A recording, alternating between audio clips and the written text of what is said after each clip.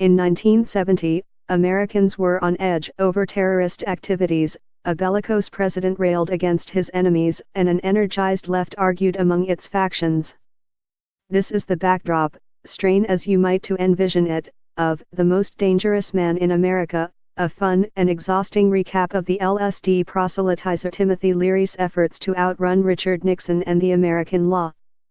In his prolonged getaway attempt, Leary escaped from a prison in California, where he had been sent for possession of marijuana, adopted a false identity and fled to Algeria, where he was reluctantly protected by Eldridge Cleaver and the Black Panthers, the only group then recognized by Algerians as legitimate representatives of the American people, absconded to Switzerland, and landed in Afghanistan, where he hoped to take advantage of his acquaintanceship with the king's acid-friendly nephew.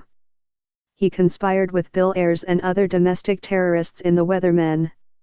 He wrote to Hugh Hefner begging for money. He was Charles Manson's neighbor in jail. The book is not without incident. Bill Minutaglio and Stephen L.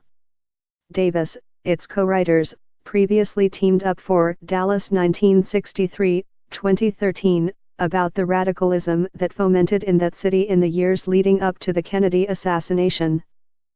Like that earlier book, this one is told in a present tense style that privileges roller coaster participation over dispassionate context. You know early on that there will be entertainment in the details.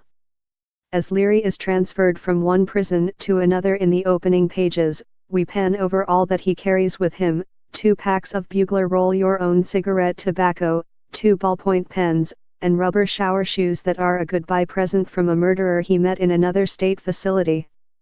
Leary, the former Harvard psychologist who left the Ivy League behind in order to preach his fuzzy gospel of turn on, tune in, drop out, became the perfect foil for Nixon and Ronald Reagan, then governor of California, who saw Leary as a Robespierre on acid, a kingpin hell-bent on unraveling the normal order.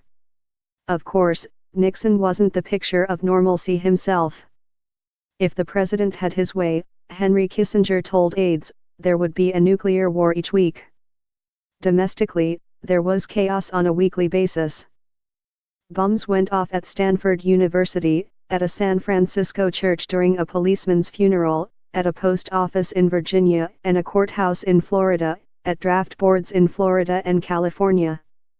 Also in the headlines, the Manson trial, Kent State, Watergate. There are pages here that read like outtakes from Billy Joel's We Didn't Start the Fire. Most fascinating among the set pieces is Leary's time alongside the Black Panthers. Cleaver, 15 years younger than Leary, had to be persuaded to take him into the Panthers' embassy in Algeria.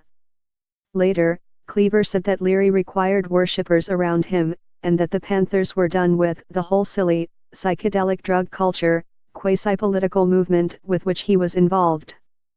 "We're prepared to go down with Timothy," Cleaver told a journalist, "but we don't want to go down for some jive reason.